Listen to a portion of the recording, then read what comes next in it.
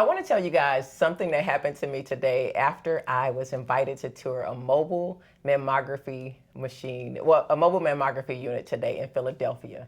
As I exited this mobile mammography unit outside in the parking lot at a grocery store, I had something amazing happen. A woman was flying through the parking lot and she slammed on brakes and she rolled her window down and she asked me and another young lady, "How long are you guys going to be there?" And I told her 2 weeks, and she rolled her window back up and took off. The next 5 minutes, two other women drove up, got out of their cars. They were so excited. And these women went to the tent and said, "Is it true I can get a free mammogram in 15 minutes? And they were like, yeah. Those women each individually went in, came out smiling ear to ear. Because for me, I think they realized they had done something for themselves that they had been putting off for a very long time. And that was very important. The other example was I, of course, had to tour Philly. You're in Philly, you got to tour. As I was taking an Uber, the Uber driver, of course, wanted to know why was I here. Of course, I had to tell her I was here about the mammograms and the mobile mammogram machine. And this is where it got me. She got in her earpiece and she called her mother. And I didn't understand what she was saying because she was speaking in her native tongue. After she hung up, she told me, "I told my mother, tell all the women, tell the community to go get a mammogram." That is what access looks like. It's no billboard. It's not really a paid advertisement. It is a woman calling her mother and her community and telling them to get a mammogram. Today, I want to take you inside of what makes that possible. The technology, the partnerships, and the woman behind making this happen, you guys. She still scans, but she's got a lot of other stuff that she does as well that is so important, and you want to hear about it. We have Karen Anderson. I'm going to read this because I want to get it right. Karen Anderson is the Scientific Marketing Manager and Key Opinion Leader Manager for North American Women's Health at Siemens Healthineers. She started exactly where a lot of us started in our careers in medical imaging as registered radiologic technologist. She cross-trained and trained and became registered in mammography. She built her career from there. She managed a large breast center in Dallas, Texas, ran 2 mobile units, but here is the clincher. Karen raised $42 million to fund a new breast center. And then she went into the corporate space. Of course she did. She raised $42 million, you guys. Yes, I know people were like, come over here. She never stopped putting her hands on the technology as well. She still scans. And I want to say congratulations on all of that. And thank you, Karen, for joining a couple of Rad Tech's podcasts. Thank you. Thank you, Sean, for having me. Well, let's get into it. I've held you guys up long enough, but I had to tell you all those stories because I feel like that's so important that people understand what you all are doing out here in the community. And that people understand they need to tell their family. You know, technologists need to look at this as a viable profession, one that is needed, and one that is so much fun. Because I had a great time in this mobile. I have never been in a mammography mobile machine. I've been in MRI mobiles, CT mobiles, PET mobiles, but this was a whole nother level for me. And I got clips of the demonstrations of what this machine can do, and the technologist showed me. I want you guys to hang tight, but listen to this podcast because you're going to learn a lot about Karen and her journey. Now, I told you a bio, but Karen, please tell the audience the non-resume version because, of course, nobody's career is perfect and just goes, you know, as planned. I'm sure there were twists and turns, things you had to do and give up and learn as you went along the way. So tell us, walk us through, because, and two, you raised $42 million. You ran major breast centers, corporate space, not only just starting as a technologist, but you went over to a corporate space. So I want you to tell the audience, you know, how you do this, the real path. So I look back over all the things that I've done in my career, and what I sum it up to is making an impact and having that passion for what I do. Women's health is so important to me.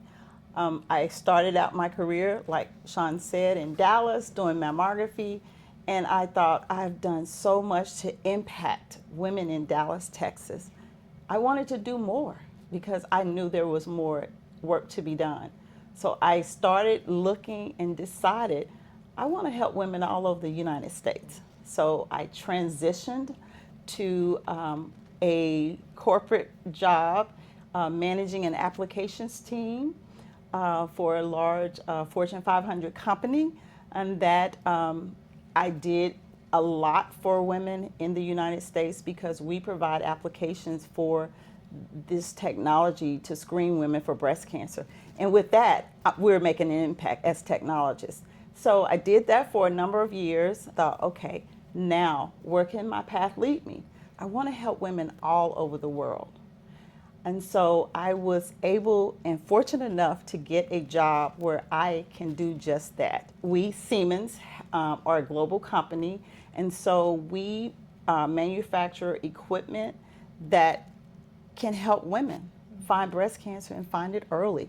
So I'm so proud of the work we do at Siemens with the technology that we have.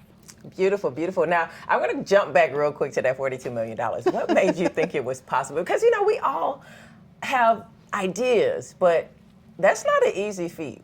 Okay, so the way that started out is I was actually a manager in IT, radiology IT. And the current breast center manager director was leaving, she was retiring. And so I got a phone call asking me, is this something that you would consider doing? Because I was a mammographer, I had an IT background, so it just really made a lot of sense. And at the time, the facility had such a major backlog because we were short on resources, short on technologists, short on space. So I walked into this breast center, and it was about a 3 to 6 month wait for women to get an appointment. I took that challenge on, and I looked and I worked. I worked with the technologist, I worked with the radiologist, I worked with the radiology department manager. I also worked with the chief medical officer to determine how we could rectify this problem, because it is a problem when a woman calls and she has to wait that length of time. And within a couple of months, we turned that backlog from 3 to 6 months to 3 days. Now, I will tell you that that was very difficult to do, but really evaluating your workflow, evaluating your resources, we were able to do that. And that made me feel so proud that we were able to do that. But I will say, women still waited long periods of time in that breast center. And I wasn't happy with that. So I started seeing, how can we reduce this wait time in our breast center and still serve the community as we needed to do. So we knew we needed to move to a different breast center or a larger space, but there was no money for it. So we decided, my medical director and I, along with other individuals at the hospital, decided we were going to go and raise this money. We worked with our teams at the hospital, our grants team. We put together a powerful PowerPoint to go out and speak to the community and ask for these donations. And believe it or not, the story was so telling, and people understood how important this issue is with access and equity and all that goes along with that. They poured out of their pockets to help us fund a new breast center. We went from 5 rooms to now that breast center now has 12 rooms. So just that alone allows that community to serve those women that ordinarily wouldn't have access or have limited access or delayed care and diagnosis. So I'm very proud about the efforts we did at that breast center. As you should be, because going from 3 to 6 months to 3 days, that right there would have been like, whoa, great job, but you took it even further. And this leads to my next question. You're in a corporate space now, but you still scan. What makes, why? I ask myself that sometimes too, but I mean, the reality is that there are so many women that choose not to do this for various reasons, for fear, for cost, for, the things that they've heard or they've experienced in the past that prevents them from getting screened for breast cancer. And because this is such a passion for me, I cannot explain to you the passion that is deep within me, that I can talk to women and make them understand why this is so vital and why this is so important. So yes, Monday through Friday, I work my corporate job, but on Saturday mornings, I'm up at 6 a.m. to be at a breast center to screen women on Saturdays. That's so important to me as a woman and as a woman of color, because we all know that the 1 in 8 women will be diagnosed with cancer. But for African American women, there is a higher probability of mortality rates and having an aggressive breast cancer and being diagnosed later in life. And I want to do what I can to prevent that. Well, I mean, you have started something I think is very impressive, not only to me, but the people listening and watching. And these stories that we're about to tell you, I hope you appreciated where we've started with this podcast, because where it's about to go, you're really going to enjoy. Before we move further, I do want to let you guys know that this conversation is brought to you in partnership with Siemens Healthineers. Through innovation, mobile mammography programs, and advanced imaging technology, Siemens is helping bring breast cancer screening and breast health closer to communities that need it most. To learn more, visit the link in the show notes.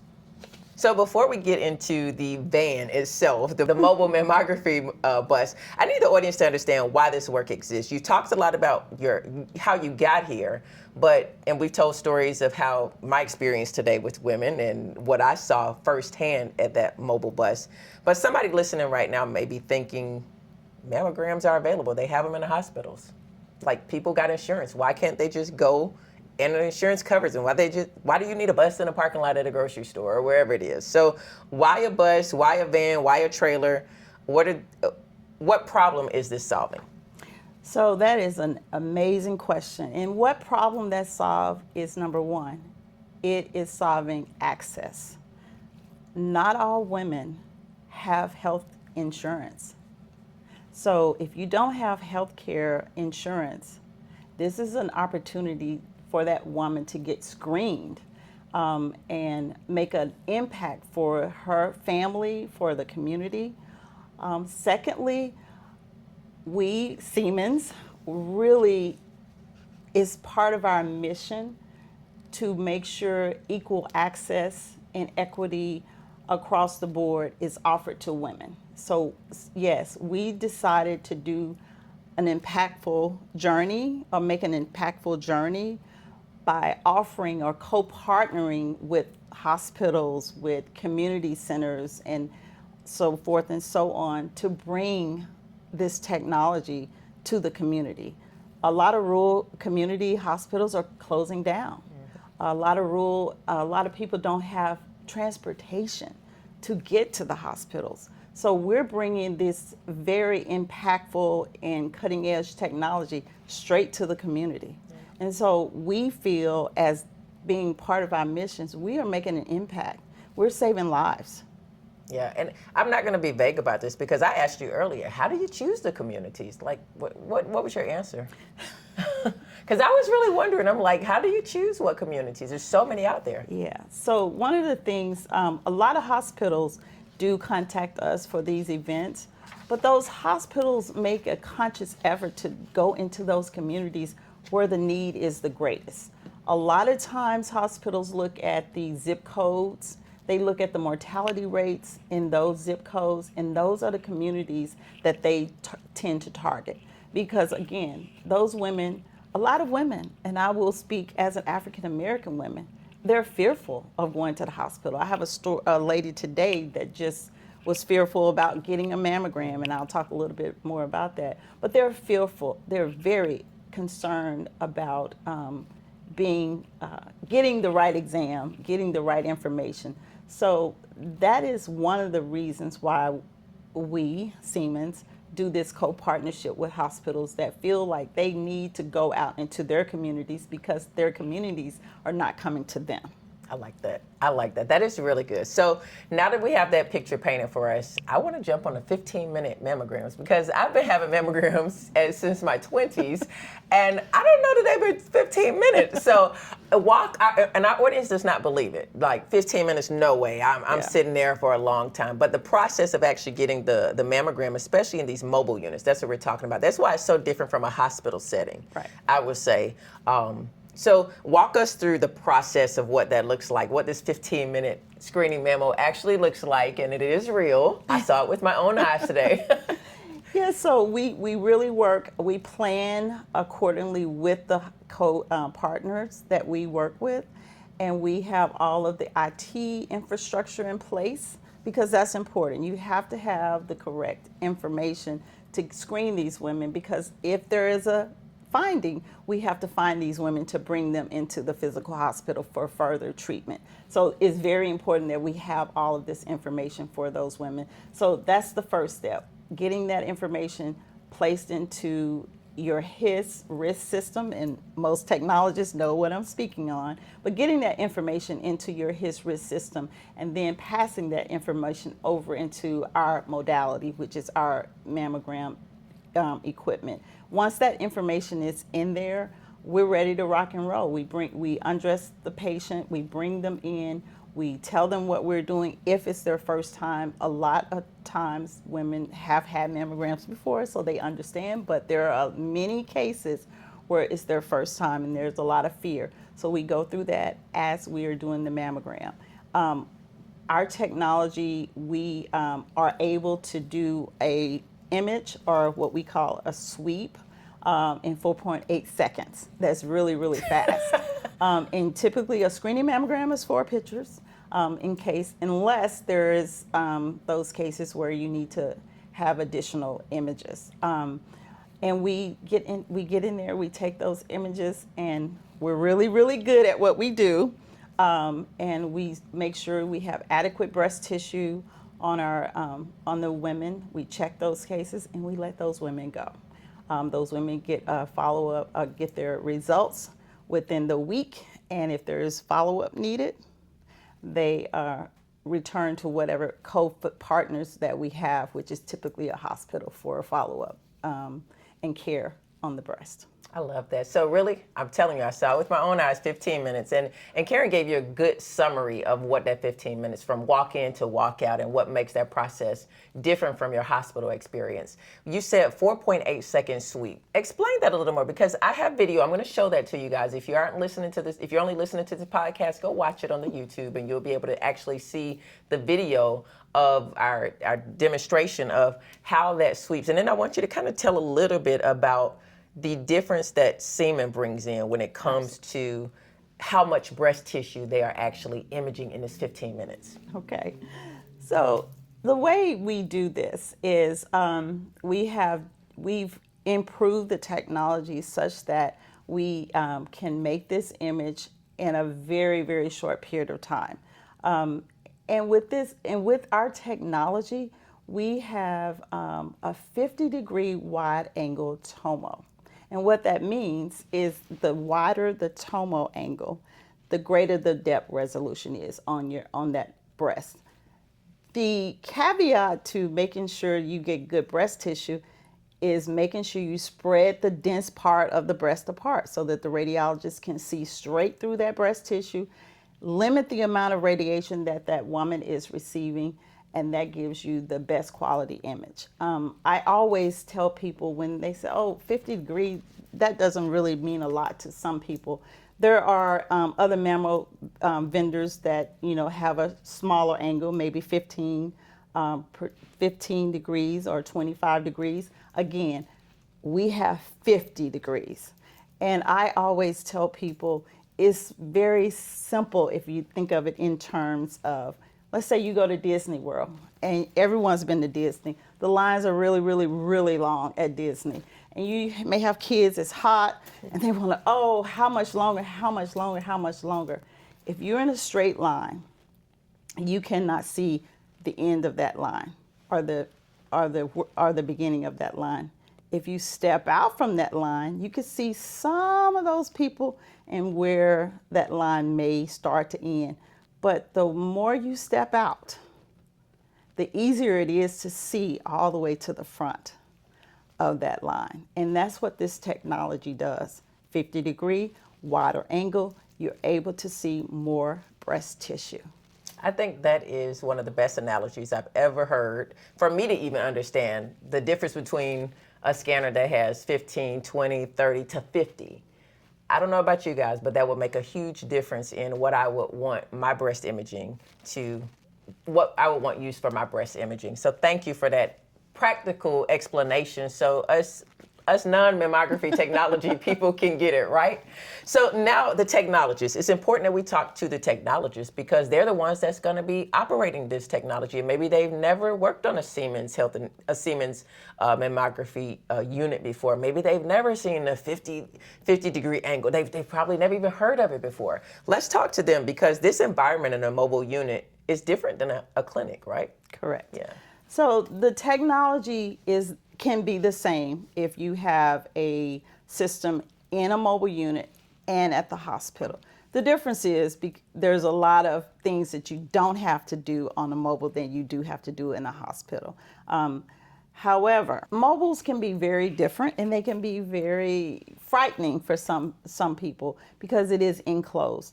But if you have a place for the patient to be registered, a place for the patient to dress, and then a place for the actual mammogram exposure safely, I mean, that's basically all you need in a mobile unit. Now that mobile unit today, that's what it had. Like at first when I drove up, I was like, whoa, it's small. Because I'm used to the bigger ones that I've seen at the RSNA show. And when I went inside, I'm like, you got registration right here, the booth for them to sit down, then you got dressing room, 2 doors, enter right into the suite, and one that enters in the main hallway. I think it was a closet behind me too. And then you had the room where the technologist and the machine all were in. And it was pretty spacious. It was like 3 or 4 of us in there. And it's efficient. A patient doesn't have to park her car. And if she goes to a hospital, she doesn't park her car or valet. She doesn't have to walk the halls to a breast imaging center. She doesn't have to locate that breast imaging center. She doesn't have to wait in line for all the other patients to be registered. At a mobile unit, she drives up to the unit. She gets out her car. She does registration. She comes in. We dress her. We get her mammogram. We tell her what to expect for getting her results, and she leaves.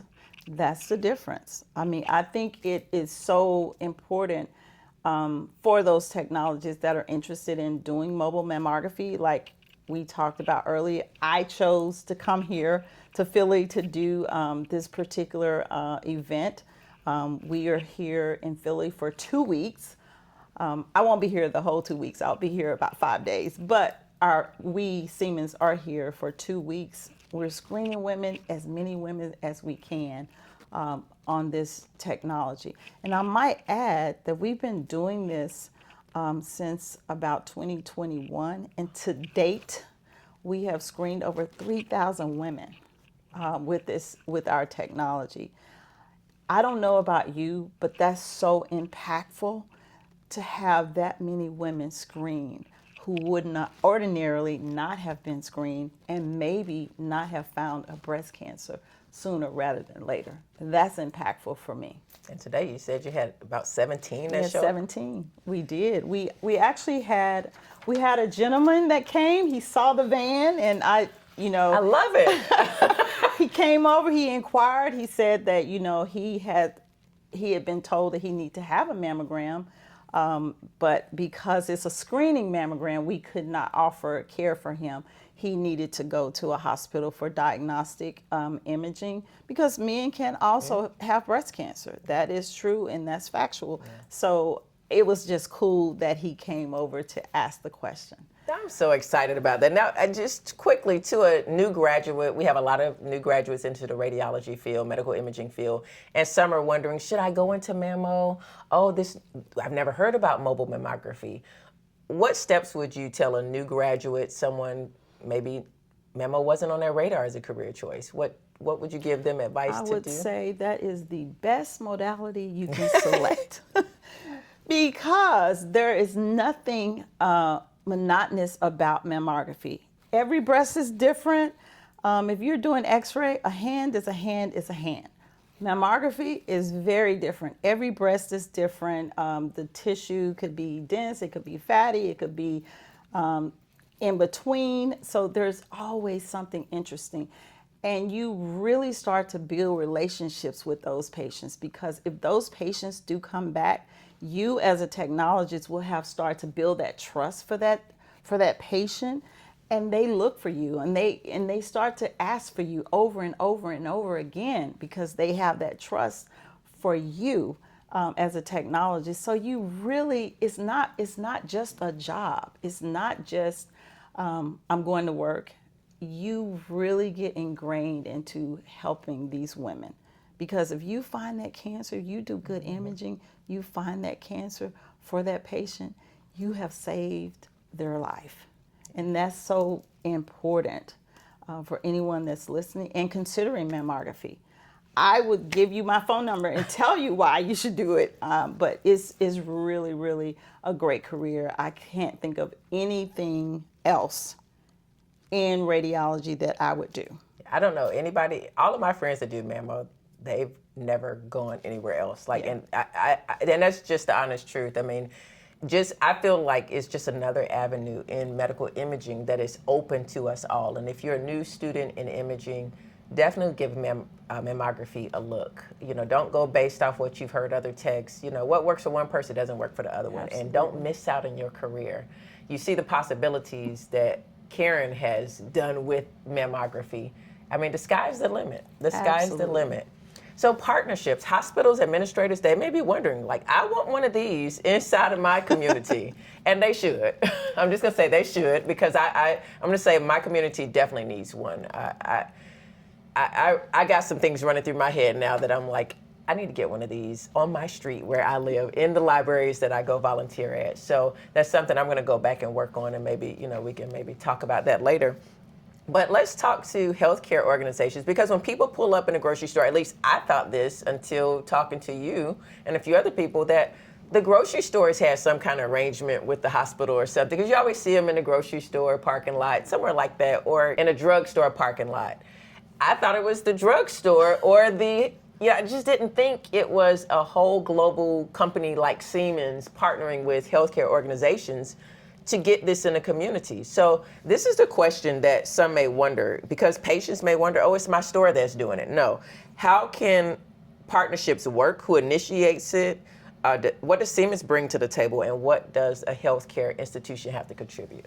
So what Siemens brings to the table is innovation, technology, and the expertise of being able to bring a van, such as what we have in Philly, and we can also provide the technologists to do that, those scans for you. If someone is interested in doing partnering with us, we definitely have to have a healthcare provider to partner with, because there's follow-up that each exam has to be read by a radiologist, and then that follow-up, should there be follow-up, needs to make sure that they can take care of that patient in their facility. So typically, hospitals come to us. We do have information on our website how you can request the mobile unit, and then there's a process you have to go through, because again, you have to have the space to place the mobile. You have to have somewhere to take it. So a lot of logistical things have to occur, but of course we are willing to help with those type of projects. But yeah, that request would definitely come through our Siemens website. That's good information. So any of you administrators, hospital organizations out there, definitely are enjoying this podcast. This is something that maybe your community could benefit from, and this is how you can enact that in those communities to get, as you said earlier, to the community wasn't coming to the hospital, so the hospital came to them. That's right. So I do want to ask this question, because you have a hospital, a large hospital facility that you partner with. They took steps, and now they have their own Yes. mobile van. How did that happen? Yeah, How's so that we've process? been doing the mammograms in Philadelphia for about 3 years, and there was a radiologist whom had just as much passion for the community and making sure that he was offering outreach exams to get those women who don't have regular access or are not coming to the hospitals. So he partnered with us, and we typically use the fresh growth cut that out. Yeah. We use a parking lot that's, you know, a business parking lot to park the van. Of course, you have to get approval for that sort of thing. But we partner with this facility, and they really enjoyed, and they saw what it was doing for their community. They were finding cancers where they ordinarily wouldn't have, because those women wouldn't have been in their facility to begin with. So this radiologist decided to go and seek out grant funding so that he could get a mobile, so that he could run it all the time, not just for the times that we had it available to bring to him. And so this is why we are here doing this particular outreach, because as it stands today, there's a shortage of technologists. And they purchased this unit, but they are short on staffing. So we were obliged to come here. It's our technology. We can do the scans. Well, so we were very obliged to come here and help them, you know, transition and get care for the community this time. Sounds like a perfect partnership. So if any of you administrators out there are saying, I want this, I need to talk to my head people to get this in there. If you can give them one piece of advice, because what they're probably saying is, what is required? What's that one thing that's required before I can just put a van somewhere? I know you said get permission from the place where you want to put it, but what's that one piece where they should start? Have to really want to do this, because there is a lot of work involved. It is a commitment to doing this, because you have to be committed to getting those exams read within that 30-day period, and those letters out to these patients within that 30-day period. So you have to have someone that is going to champion I like that. Okay.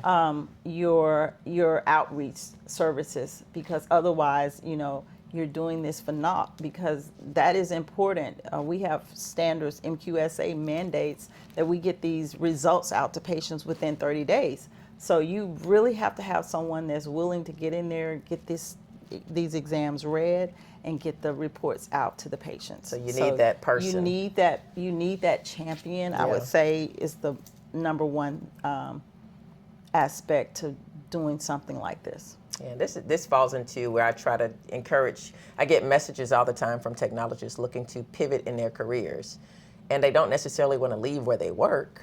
But this, to me, sounds like a great opportunity for individuals and organizations to use their expertise, use all that knowledge they've gotten as mammo technologists. Yeah. You know, mammography technologists, let me say it correctly, mammography technologists, to use that expertise to take on this kind of project. Yeah. I think we have facilities that we've gone into and done mobile mammography events with the hospital, and then the hospital, like this one, purchased their own equipment, and that's an additional avenue for that technologist that's in the hospital.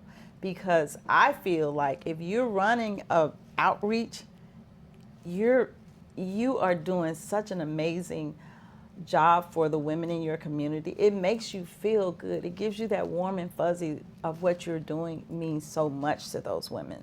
So you take on that role takes on, you know, a life of its own. Being in the hospital is very different from being on a mobile mammo machine. So. And what they're doing too in creating a program like that and spearheading something like that is using those skills that they've acquired all those years being nobody knows that but a mammography technologist. That's correct. So taking those skills you've learned, and instead of feeling stuck in your career, think about this episode. Go back to your department heads and think up a plan or some kind of project in your community that maybe you guys can work together on. This is just another avenue of using all those years of skills that you've acquired to give back to your community. Build your career pivot. Build your skills on your resume. I just love how all this kind of falls into place. Now, I do want to end this topic out here, this category. I want to talk about the first conversation that hospital and health systems need to have, because there has to be a conversation internally. I know you got to have that person, but before they reach out to partner with Siemens, what should they, besides finding that person, is there something you could think of that they need to have internally? Well, I mean, you definitely want, like I said, you definitely need a champion for this, because there are logistical things that you need to be, you know, you need to consider. you need to consider, number one, where are you going to get the best best best patient turnout, because you just don't want to just say, I think I can do it here, I think I can do it here. Look and see where the risks are, and make sure that you're benefiting that community. So I think a lot of pre-work needs to go into it as well. And then look at community partners. Today we basically did mammo only, but there is opportunities to have a larger health fair. So if women are coming for their mammogram, make it bigger. Have other screenings available. Have glucose screening, cholesterol checks, so that the whole family can be screened. So there's other things that you can add into having a mobile mammography van. I love that aspect, because the whole family can be screened. Yeah, I mean, so many. I get the ultrasound. You get the ultrasound along with my breast mammogram. There's so many other ways you just spun that for, especially when you get to that level. Hospital administrators, they're thinking differently than the supervisor, the manager. So that conversation, the supervisor manager finds someone internally, but someone is spearheaded internally, but those higher level administrators, they have to have another different conversation to think about this. So perfect. Now you said you had some stories for us, so we want to hear some stories. You've been working in mammography for how many years? If you want to share. This is year 37. Wow. That is really encouraging, because again, it goes back to those of you looking to pivot in medical imaging. 37 years, and people just don't stay because I like it. You stay because you have the passion, you're seeing results from your hard work, but I want to hear some of those stories.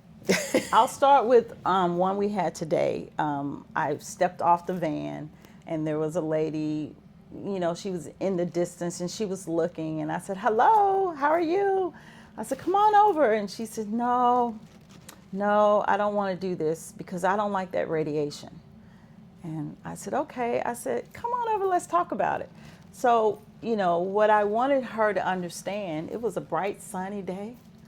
You're getting radiation from the sun, believe it or not. And she looked at me, and she says, really? I said, yeah. And she said, oh, but I don't like it when they squeeze my breast and they slam this thing down on my breast. I said, we have newer technology. I would love to get you to come on my unit so that I can show you. She said, no, because I'm telling you, it hurts and I don't want to do it.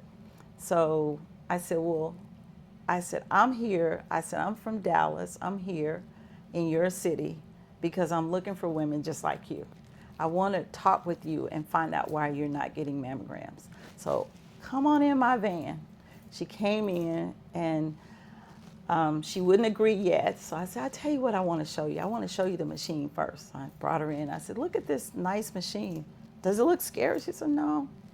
I said, let me see your hand. I put her hand on the actual detector, and I brought the compression down on her hand. And I said, just imagine this was your breast that I have in here. I said, did you notice anything as that compression came down on top of your hand? She said, yeah. It got slower. She said, the last time it just came down so hard and so fast, it hurt. She said, but this didn't do that. I said, exactly. We have newer technology. I said, if you give us an opportunity to do your exam, you will have the best exam possible.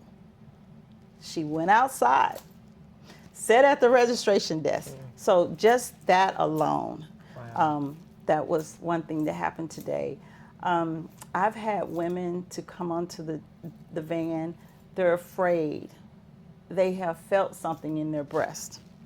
They come on there. You ask them, do you having any problems? And they will say no because they're afraid. We see those images. We see something there. Chances are that patient knew it was there, but they're afraid. They don't know what to expect. And so, those are the kind of patients that I take pride in making sure, okay, I'm not going to wait till the end of the day. I'm going to contact a provider and let them look at this case right away. And we are able to get those women done sooner because we know that there's a problem. So being that seasoned mammographer, you see those type things.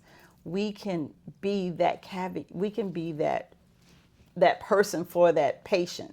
And I just love doing things like that.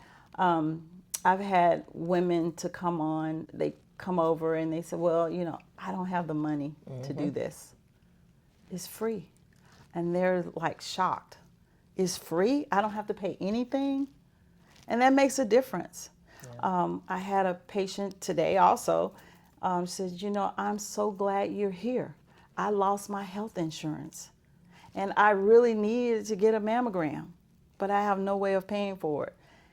The fact that you all are here today has made my day. That right there alone, it validates what we're doing in the community. We're impacting lives, we're saving lives. And I'm speechless. We could just drop the mic right there. and that was just from today. And you got 37 years of experience with more stories, but those were perfect. And coupled with the gentleman that showed up, he probably had been carrying that script around for the longest, and now he's gonna go and get that done. That's correct. But we talked about scaling and what all you shared with us today, scaling and the outreach. Where is this going? Like, what does it look like in the future in your eyes? So I think more and more facilities will adopt the ability to go out into the rural space because as I mentioned earlier, rural hospitals are closing down. But there are still patients that need to be served. So if facilities can find a way to fund a mobile on their own, that's great. But if they can't, they do have us to possibly partner with and help them reach those communities. That is a great option. I believe in options. I always having options. Now, technologists, what can they do right now? I want to ask you, because my audience are working technologists, working therapists out there. And, usually we're married to a technologist or somebody else in our family is one, or, somebody else. They're listening. They're on their way to work. They're sitting in their car. They're on break. They're working night shift, listening to this podcast. Not an executive, not a director, just a technologist, a therapist. What can they actually do as they are working? What part can they play?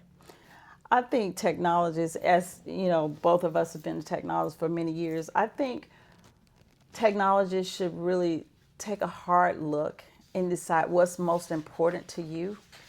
Look at where you are in your career and say, is there something I can do more? Is there more that I can do in this industry? There's so much we can do in radiology.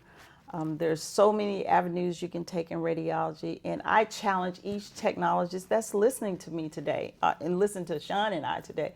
Look at what's most important to you. What value can you bring to the table? Because oftentimes we feel like we're stuck in that X-ray, or and you feel like, oh my goodness, I'm just going to be an X-ray or fluoro. You're still doing amazing work in those areas, but if you want to do more, talk to your leaders. Let them know where your passion lies and what you can bring to the table. I just think that's critical in growth. There's leadership roles that you can advance into. There's corporate America roles you can advance into. But I think taking a hard look at where you are today and what you want to do for your future and what is most important to you is what all technologists should be looking at. That is fantastic. That covers the next two questions I had. She's such a good person to interview because I had two more, but she answered all of those in there, so I don't need to. But I'm just going to end it there. But I do want to ask, did I cover everything? Because I feel like I want to make sure, because we have you here, is there anything else you want to share about what you guys are doing for the community and what this mobile mammography bus trailer can do for the community? So Siemens Outreach is not just about technology. It's about access, it's about equity, it's about partnership, and it's about early detection that saves lives.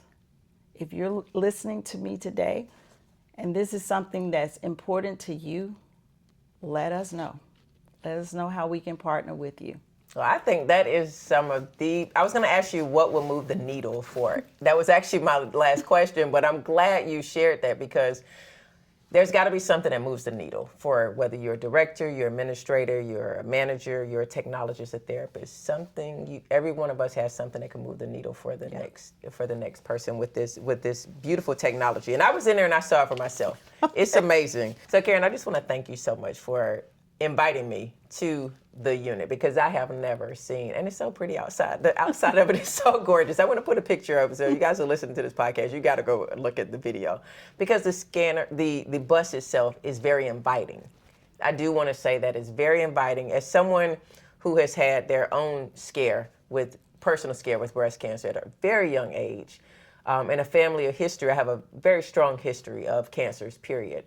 But I drove up and I was like, oh, that's a nice looking bus. It looks really good on the outside. It's just not pink and it doesn't give off like, this is some big contraption I got to walk into. It was nice and cute. And then when I went inside and saw the actual equipment, it was a cute little scanner, a cute little machine. It had lights that popped all up, which I love a good purple light, or she likes a pink light, but it had different colors, very calming colors. And it was just really in and out. And I just appreciated how you describe how the different paddles work, how the redesign and how long the compression lasts. That 4.8 seconds is huge because I have had compressions longer than that and had to hold my breath. These are things that real women who have had these exams are thinking. No matter how many times you get them done, it's like, I got to do this again. The last time I couldn't hold my breath and I was holding on to the thing and it was eating into my collarbone. It was eating into my collarbone, into my rib. The way you explained the technology of the Siemens, the way they designed the Mammogram be brilliant, and the name brilliant. It is brilliant design. You guys listen to technologists. You didn't just say, make us a memo. Yeah. What was some of the feedback you got from technologists? So that's a great question. I mean, we often listen to the stakeholders, and the stakeholders are technologists and radiologists. They want great image quality, and they want good ergonomic systems for themselves and patients. So we do great things like take our technologists to our global headquarters and have them sit down with us, and we have great feedback sessions on what they feel that they need for themselves and for patients. I told you a story today. I had a brace on because I've been doing this 37 years, and I'm used to doing a cranking sensation where I'm using all of my muscles in my hand.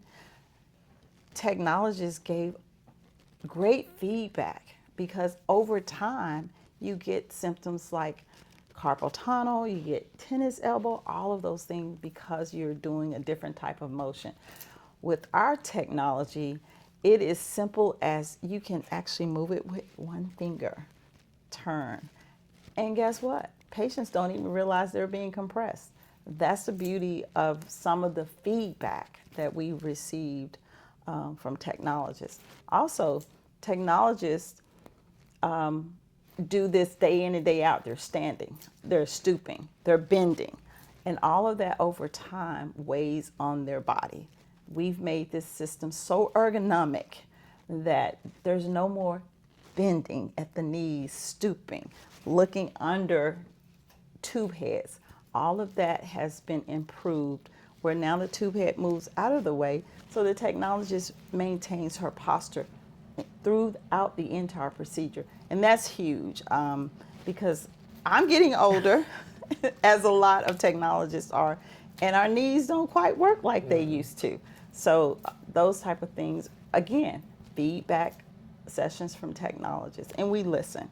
And technologists see that we listen, and that's one of the things I think is important about the Siemens way. Yeah. And one of the things I saw you demonstrated, and we'll have this on the video part of the podcast, which is not only ergonomically correct for technologists, but even for the patients. She took the scanner like, I think that was 7 feet tall. I might be exaggerating, but it was to the ceiling of the trailer. So whether your patients are 5 feet tall or over 6 feet tall, they can have an ergonomically correct and a pleasant mammogram at the same time as the technologist as well. And that's kind of hard to do, to please both. That's true. But you guys did it. I Yeah, was very we did. impressed. Yeah. And wheelchair patients used to be, you know, I remember getting mine early on, and the board was, the sensor was very big. The plate, am I saying it right? It's detector. Detector was very big, and it would eat into my little ribs there. It was kind of painful, but I was going to take it because I had to get it done.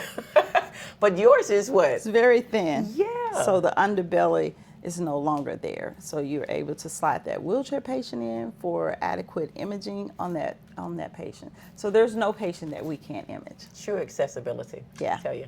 Thank you again for coming with us and sharing a couple of Rad Tech's podcasts, the stage with me and with the audience. I tell you guys, we always bring you really good quality information, not only career-wise, but also for the job that you're in now. So you can do what you need to do. Understand you have options, and go educate your patients, educate your family, educate yourself as well, not only about career, but it's your health as well. So if you're working in departments where you're not really satisfied with the equipment, or you're not trained, or you want to know about something else, talk to your leaders and share this podcast with them. Reach out to Karen and her team, and they'd be glad to share more about the mammography partnerships that they have, as well as the technology.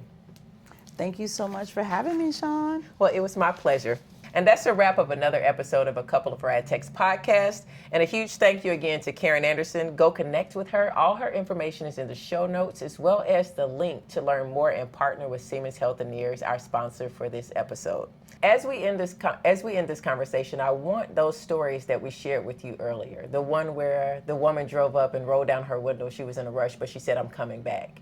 The one where the man showed up with the mammogram script in his hand because he hadn't gone to get his mammogram yet, but he saw that bus in his community. And even though he couldn't get it done there, he was pointed in the right direction. And I believe he's going to go get it done this time. The woman that was scared to get a mammogram because she had every excuse, the compression, the radiation, and she just was fearful. Karen was able to show her why not to be fearful. And this is one of the most important things that we can do as medical imaging professionals, especially mammography technologists, is educate our communities, but also educate within our departments of all the partnerships that are available, especially the ones where we can get into the communities and get more people a mammogram. So thank you again, our sponsor, Siemens Healthineers. And if this episode hit different, be sure to share it. Share it with your loved ones, share it with your department, and give us a great review if you enjoyed this podcast, and share a comment of what was your most memorable thing in this podcast that you're going to take away with you. Until next time, go out there and be more than your modality.